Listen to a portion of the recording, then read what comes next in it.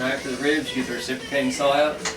You cut this brisket part off because it's been drugged through the dirt and it's all nasty. And then you'll just cut this down into 2 different sections, about 6 inches.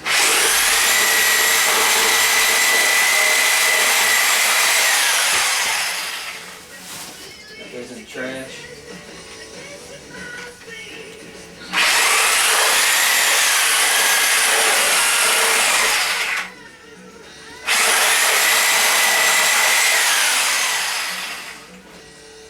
Goes in the meat sack.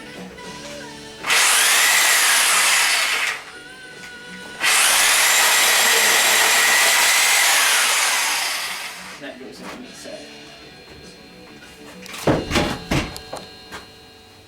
That's it.